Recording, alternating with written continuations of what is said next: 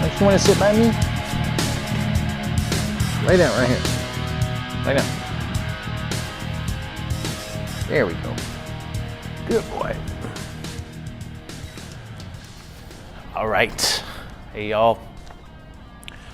Paul C. Torina here to talk to you today about daylight savings time and specifically the spring forward adjustment in our day schedules that we're all experiencing. And we've gotten a lot of questions. Not a lot, but I've had some emails and some posts about like mood and emotional changes and being really tired and having a really hard time adjusting. So I thought it would be interesting to talk about like what this whole concept is behind spring forward and then the things that we can do to make things a little bit better for us, okay? So bear with me because we've got birds chirping out here, which usually is really beautiful, but they're super loud. So hopefully that's not gonna interfere with me talking here. And then of course we always have the standard helicopters and planes and you know, just all the stuff that goes along with me trying to shoot a video out here. So it's really interesting how we do this to ourselves in this modern world. You know, the longer that we commit to this holistic health journey that we're on, the more that we see how modernization has completely messed us up. And this is just one of those examples, in my opinion. You know, so it's bad enough that we already have technology and things that, by the way, most of our ancestors for most of our existence, all of our ancestors for all of our existence, rose and slept with the light and dark cycles. You know, we were in sync with the rising and setting of the sun. We developed we co-evolved with the earth and we developed what we call circadian rhythms, which are these aligned biological rhythms that follow this approximate 24-hour cycle that mimics the rotation of the earth. And when we get out of that sync, we see all kinds of problems happen. You know, and for some people, some people are affected worse by it than others.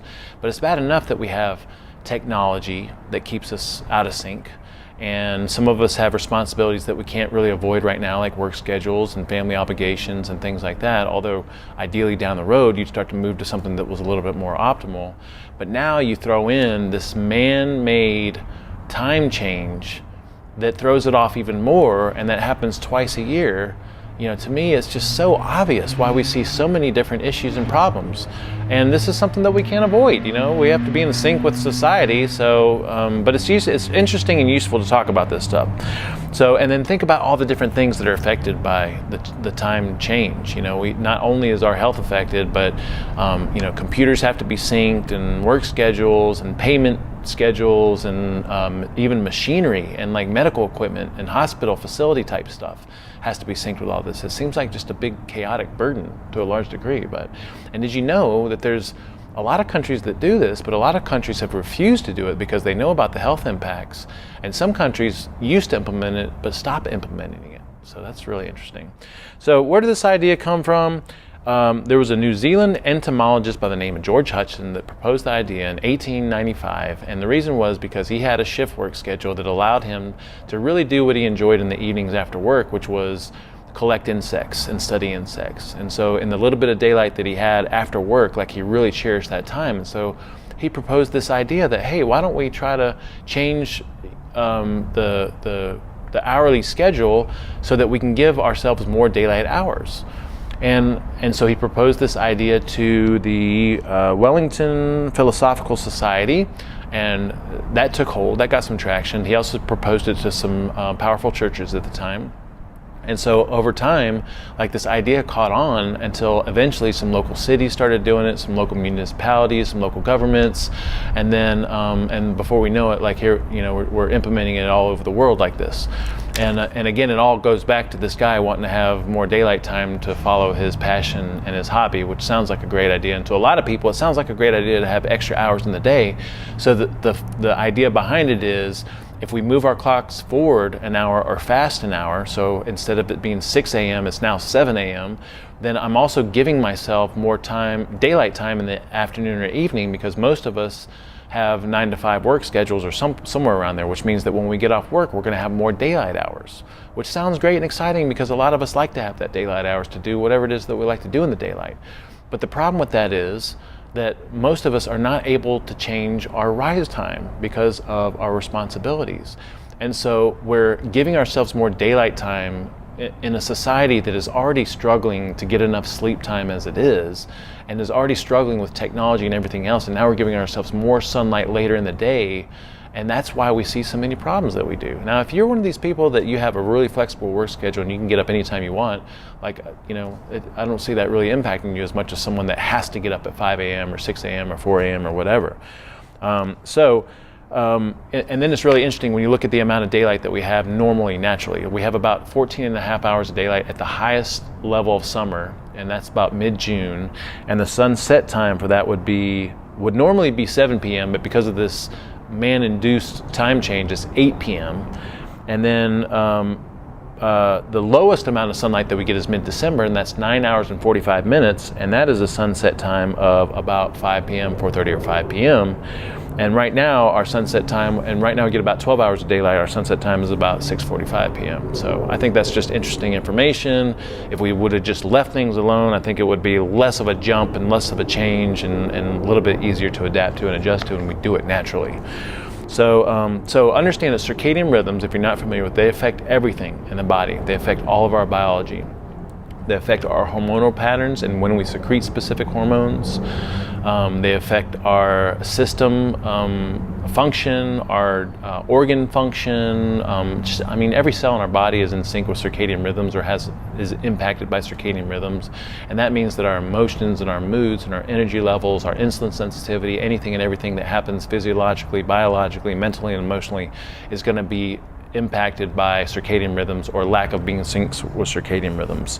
And what we see is with this time change shift, with this leap forward, although, it gives us a little bit more daylight time in the evening, like we see a loss in productivity in the workplace, we see more injuries happening, we see a lot more mental and emotional disorders, and we track that from hospital visits and medication usage.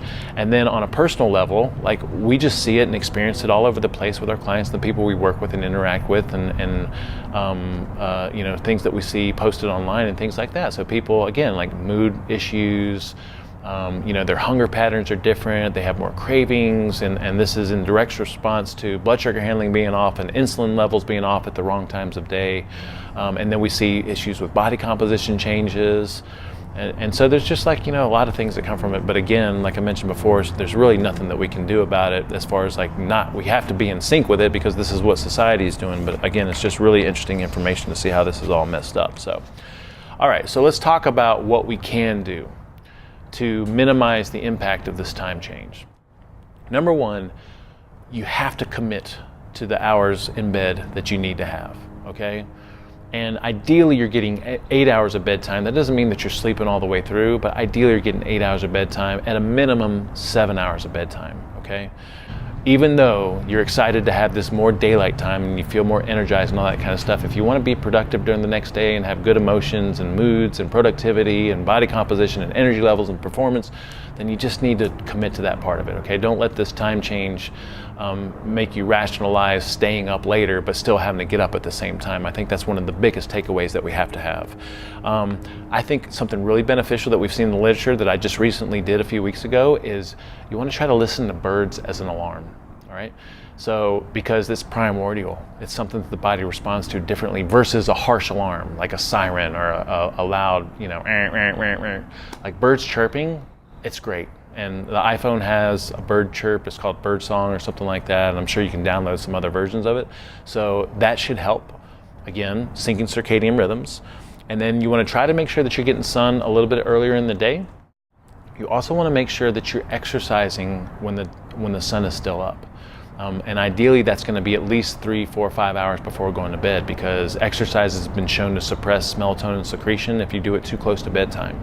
So you want to get that workout in sometime before the sun sets, because again, we're supposed to be active during the day and not at night. And we totally understand that some people it's just unavoidable, but we're talking about what's optimal here. And then feeding cycles are going to be something to experiment with. I say feeding. I feed. Most people eat, so eating cycles are something to experiment with. And what we see is, for some people, not everybody, eating close to bedtime is going to suppress melatonin production. So the experiment would be to eat while it's still daylight, and then let your food move from the upper GI into the rest of the digestive system as it starts to get darker and as you get ready for bed, okay? And then we've always said, You want to minimize stimulus towards the end of the day. So 2 to 3 hours before your projected bedtime, your ideal bedtime that gives you 7 hours of bedtime, you want to minimize stimulus, dim lights, try to stay off the TV and cell phones and stuff to the best of your abilities. And a little biohack would be wearing some blue light blocking glasses. And we'll have some links for these in the notes. And these are a game changer. Like, I put these on 2 hours before I go to bed. I don't care where I am, if I'm in a grocery store, at a restaurant, in a formal event. I think I look pretty cool, but even if I don't care, because these are like sleeping goggles. Like, they really, really help. All right, and then you can experiment with some supplements. So some supplements that I feel like are tried and true, and it's not something that's going to mess up hormonal patterns over the long term, because you hear about people supplementing with melatonin. I don't think that's a great idea all the time, but something that you can supplement with is, we think everyone would benefit from taking magnesium in the evenings, because everyone would benefit from magnesium in general, but magnesium also has a calming effect. I think that everyone can experiment with L-tryptophan that you can get at most health food stores from several different companies. We'll have some links for it. And if you have strong digestion, you can cleave off L-tryptophan to give you the things that you need to facilitate and be the metabolites or precursors to certain things that help facilitate sleep a little bit better. And then also, glycine has been shown to improve sleep in some people. And one of the best sources of glycine is going to be either bone stock, although that's going to have varying amounts, or you can get a good quality collagen powder and take a scoop of that with your evening meal or before going to bed. And we've seen some improvements with that. I've done all these things and I've noticed like improvements with my sleep, but I'm always doing stuff to mess with my sleep, so it's hard to tell which things are better and which things are actually having an impact. And then understanding social cycles have a huge impact on circadian rhythms. So what we see in the literature, especially with rat studies, is that like organisms sync with other organisms in close proximity. So if I'm living with someone that has a completely different schedule from me, my body's trying to sync with their biological rhythms, and I'm trying to do all this stuff to facilitate my sleep, so there's a conflict there. So ideally, the people in your household are going to bed at about the same time and then getting up at about the same time. And then also, temperature is going to be important, because remember, during the day we want it to be warm. It's a signal of activity. And then in the evenings we want it to be cool. So what we'd recommend is in the morning, even if you're kind of cold, bundle up. Or if you're chilly or something like that, especially if you've woken up to an air-conditioned home, bundle up, try to get a warmth signal going, try to get some sunlight during the day, do your activity during the day, and then in the evening, a couple hours before bedtime, you can turn the air down in your place and try to make your room really cool and dark, okay, and that will facilitate sleep a little bit better. So, sounds like a lot of stuff. If I had to summarize all that stuff as the must-dos, commit to your normal bedtime. Don't let the extra sunlight excite you to the degree that you're going to bed later than you already are if you're not getting enough sleep already. Wake up with the birds, with the sound of the birds. We love that. Wear these glasses or something similar 2 hours before bedtime. It's easy, it's inexpensive, and it works. They're like sleeping goggles. Make sure that you make your room cool and take a little bit of collagen before going to bed. All right, I think those would be some things that would help tremendously. And then if you have any comments or feedback or anything like that, just let us know. If this post is useful, share it with somebody that you care about, because all this stuff is from the heart, okay? Thank y'all so much. Let's go.